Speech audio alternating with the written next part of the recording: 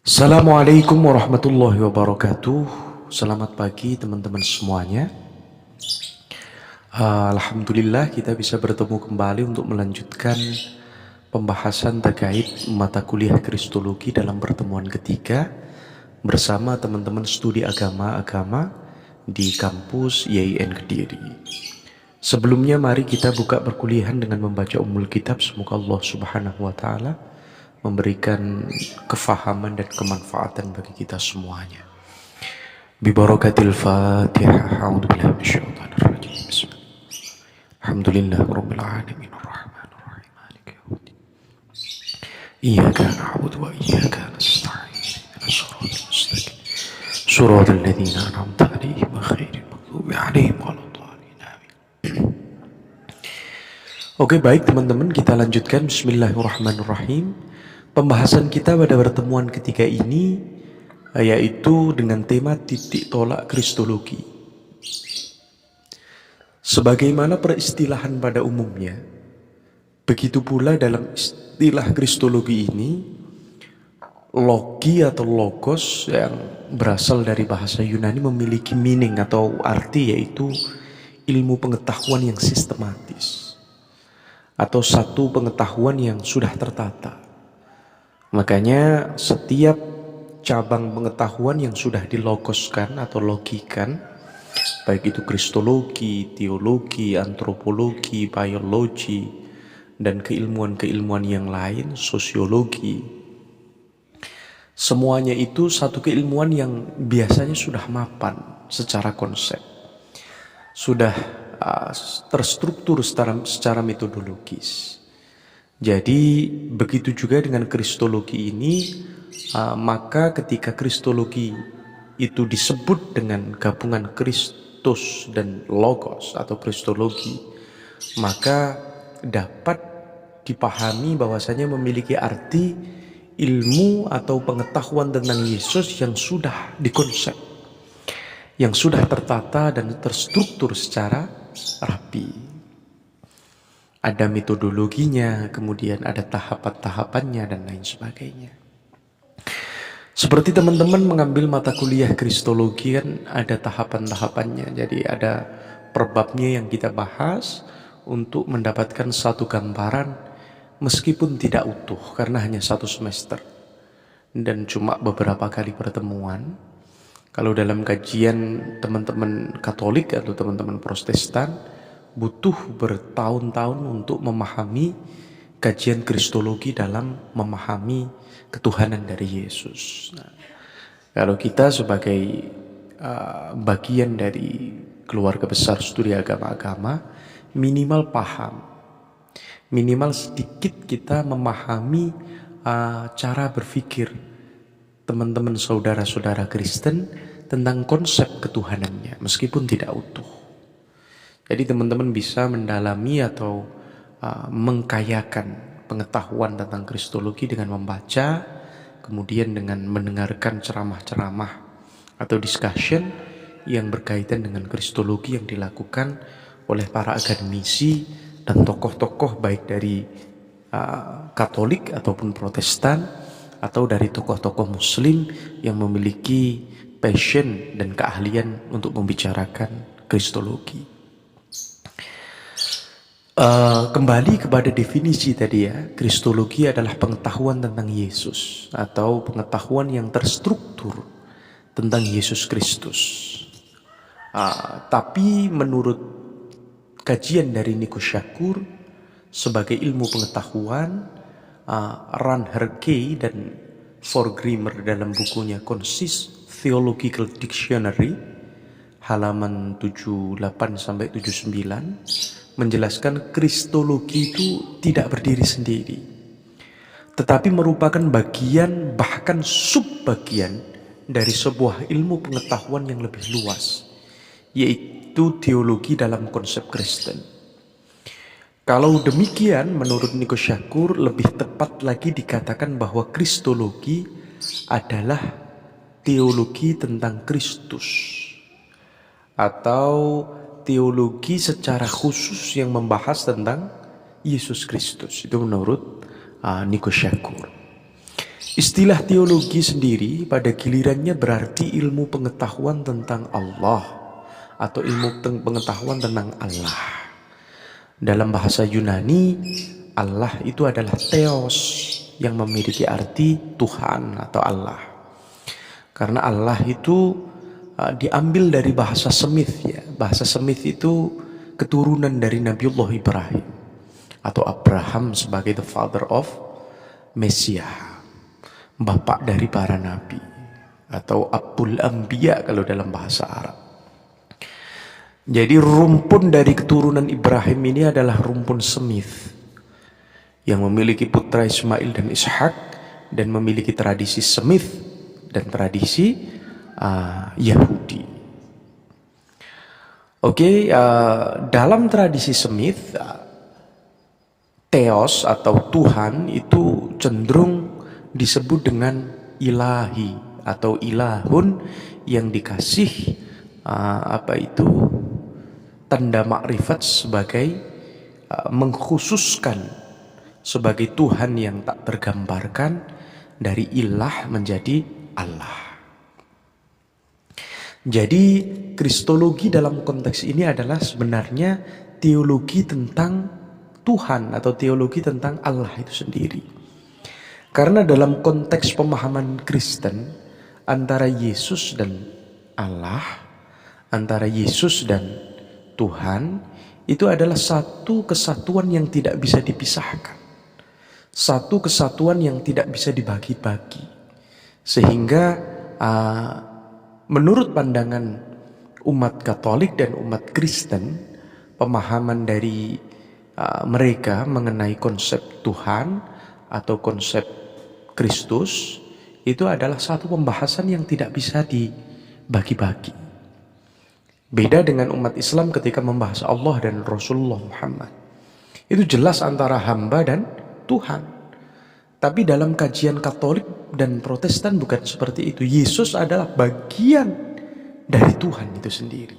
Itu yang perlu dicatat di awal ya. Dibandingkan dengan ilmu pengetahuan lainnya, kekhasan dari teologi adalah bahwa tidak hanya didasarkan pada pengalaman indrawi. Berbeda dengan cabang-cabang pengetahuan yang lain, baik tadi antropologi, sosiologi, biologi, dan keilmuan-keilmuan yang lain, kajian mengenai teologi itu tidak hanya didasarkan kepada sensus atau indera atau empirik, serta juga tidak hanya didasarkan pada rasio atau akal budi yang dimiliki orang pada setiap kodratnya. Dalam kajian teologi, selain didasarkan kepada sensus atau sumber empirik dan sumber rasio, tetapi lebih dari itu, kajian teologi juga didasarkan pada pendekatan wahyu atau firman-firman Tuhan yang sifatnya dogmatik dan hanya bisa diterima dengan iman. Jadi sekali lagi, berlainan dengan ilmu-ilmu lainnya, teologi dengan segala bagian-bagiannya adalah ilmu pengetahuan iman yang juga ditambah sebagai pemanis ya, sebagai penguat, yaitu argumentasi empirik dan argumentasi rasional.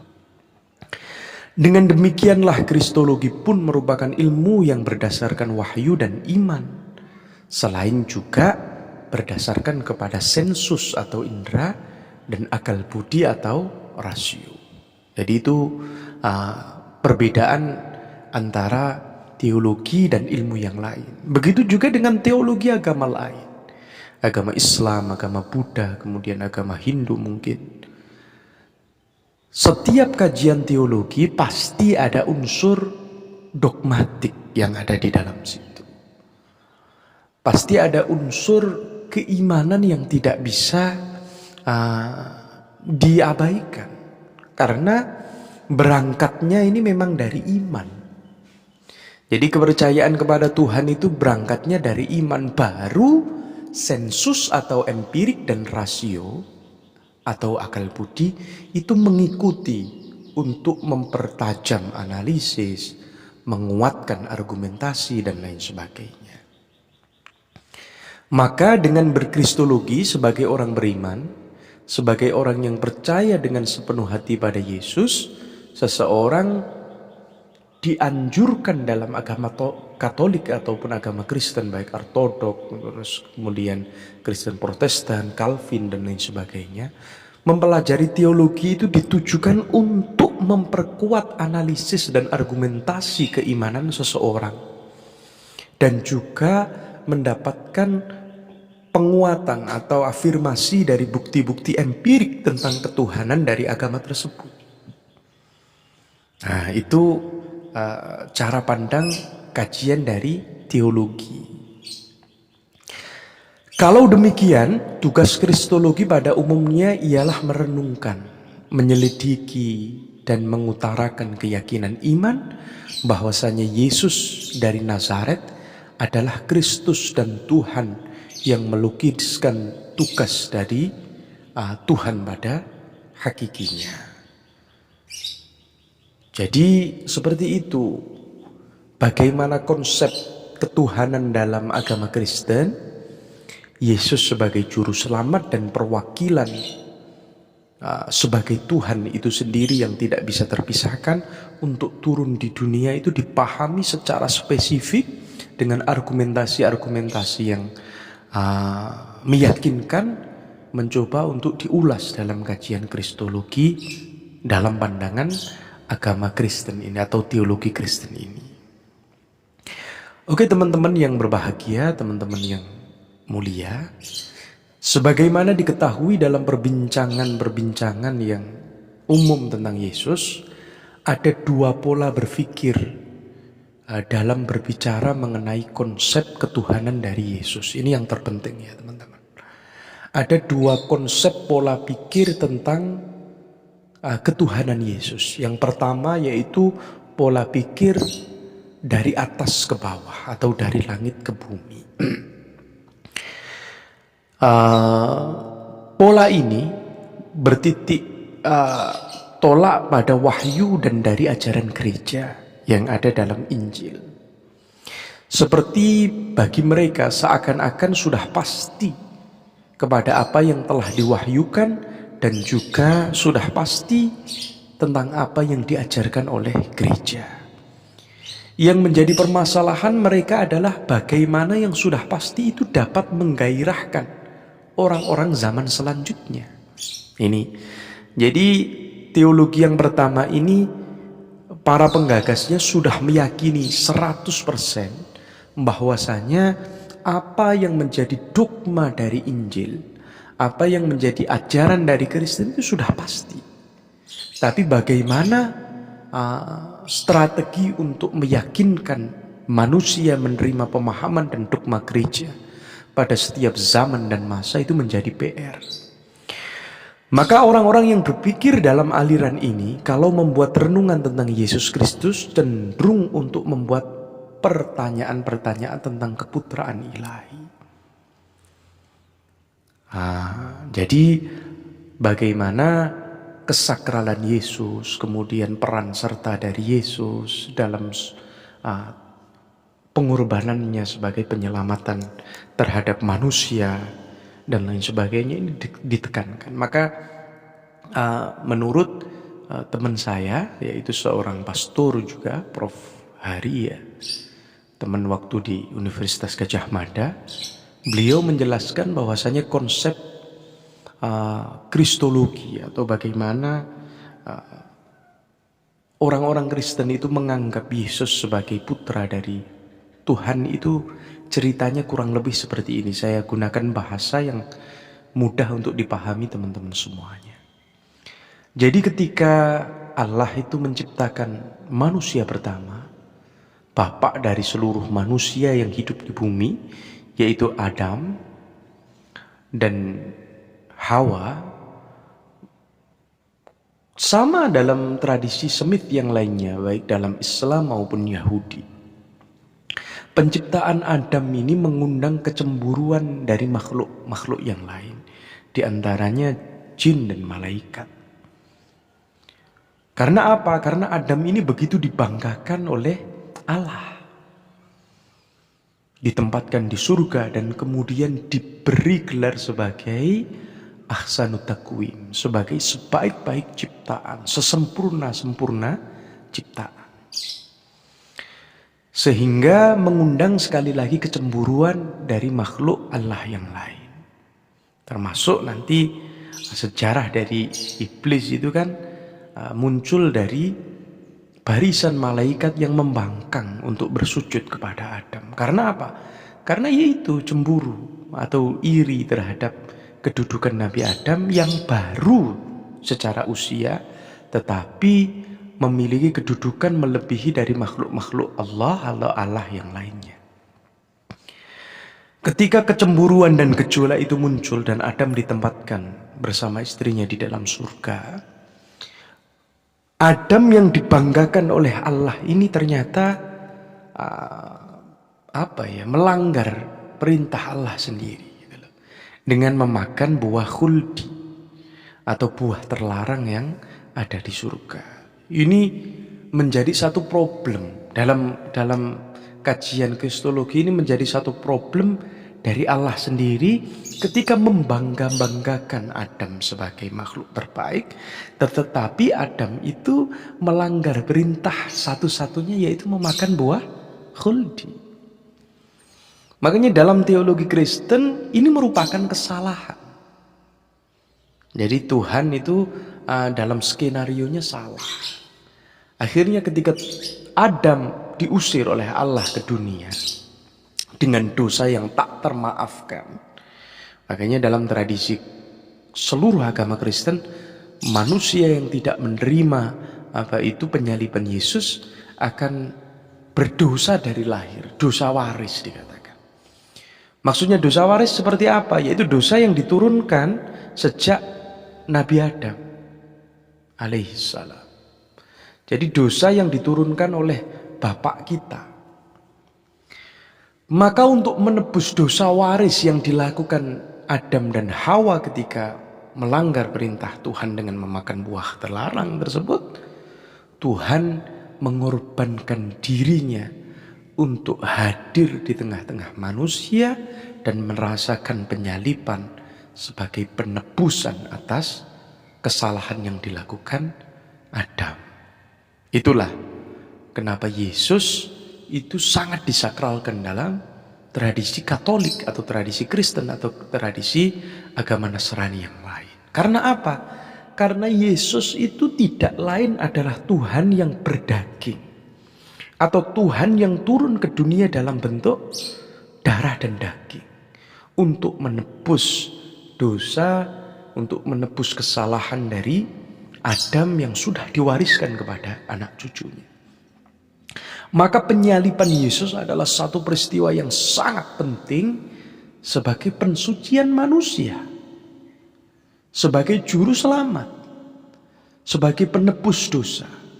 Maka sangat dangerous apabila orang-orang yang ada di dunia dan dia keturunan dari Adam dan Hawa, tetapi orang-orang tersebut tidak menerima pengorbanan dari Sang Juru Selamat, yaitu Tuhan yang hadir di dunia dalam bentuk darah dan daging untuk menebus kesalahannya. Maka dalam bahasa Injil, orang yang tidak menerima ketuhanan dari Yesus dinamakan domba-domba tersesat. Kita dinamakan domba-domba tersesat karena apa? Tidak menerima konsep penyelamatan dari Yesus atau dari Tuhan yang hadir dalam bentuk manusia. Itulah teologi pertama yang umum dalam tradisi Katolik. Jadi teologi langit ke bumi, teologi Tuhan yang sakral, yang sifatnya transenden, tidak tersentuh oleh hal-hal yang sifatnya profan. Itu mengorbankan dirinya dalam bentuk daging dan manusia dan kemudian merasakan penyaliban. Itu merupakan bentuk teologi yang pertama, yaitu teologi dari langit ke bumi. Kemudian yang kedua teman-teman, yang kedua yaitu aliran yang bertitik tolak bahwasanya Yesus sebagai manusia yang menjiwai. Bagi mereka, bahasa yang digunakan oleh ajaran gereja dalam berbicara tentang wahyu terlalu asing, tidak dapat mereka tangkap, sehingga tidak dapat menemukan titik tolak untuk berbicara tentang Yesus secara utuh dan menarik. Namun demikian, mereka sendiri tidak menjelaskan di mana titik tolak mereka sendiri itu. Karena dalam tradisi Kristen ya, banyak orang yang sudah bias atau tidak mempercayai atau kurang mempercayai dari dogma-dogma yang ada dalam tubuh agama Kristen itu sendiri. Makanya lebih mencari argumentasi rasional dan empirik untuk menghadirkan Yesus dalam bentuk manusia yang sakral, yang penuh kasih, yang pengorbanannya luar biasa, kemudian diangkat lagi menyatu dengan Tuhan yang maha permanen, maha transenden, seperti itu. Kalaupun mereka mengatakannya, mereka hanya bisa berbicara samar-samar tentang kemanusiaan atau pengalaman, baik itu penghayatan. Mereka menimbulkan kesan bahwa mereka merujuk kemanusiaan sebagai titik tolak. Sebab mereka sulit bergaul dengan rumus-rumus dogmatis. Mereka susah untuk menerima ajaran-ajaran dari Perjanjian Baru atau Injil yang sifatnya sangat melangit. Tetapi kelompok yang kedua ini, teologi yang kedua ini lebih terpesona untuk membicarakan kemanusiaan Yesus secara menarik. Dari kedua aliran tersebut setidaknya dapat didekati dengan kerangka pendekatan dan pola dasar melalui istilah kristologi dari atas dan kristologi dari bawah. Dari atas tadi sudah kita jelaskan secara panjang lebar ya. Sekarang kristologi dari bawah itu seperti itu. Titik tolaknya yaitu kelompok ini itu ingin mengenalkan Yesus sebagaimana adanya dengan tanpa melibatkan hiruk pikuk wahyu dan dogma yang ada dalam Injil, yang ada dalam gereja, yang ada dalam tradisi-tradisi yang berkembang dalam teologi Kristen.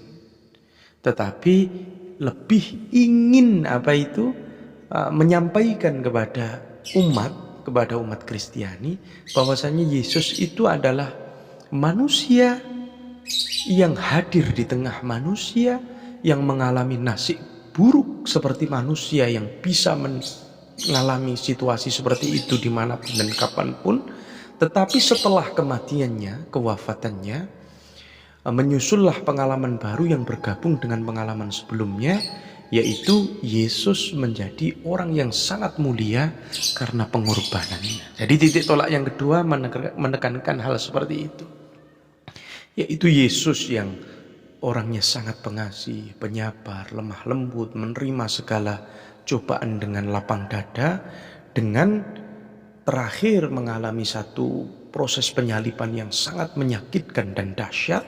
Tetapi semuanya itu membawa Yesus pada penyatuan pada Tuhan, pada Allah yang maha abadi. Jadi konsep teologi itulah yang harus dipahami oleh kita semuanya yang mempelajari kristologi. Ada dua konsep, yaitu konsep teologi atas bawah dan kemudian konsep teologi bawah ke atas. Seperti itu kira-kira pandangan orang-orang Kristen ketika memahami Yesus dengan titik tolak dan keberadaannya. Semoga hal ini memberikan gambaran dan pengetahuan yang bermanfaat bagi teman-teman semuanya. Kurang lebihnya mohon maaf. Mohon nanti di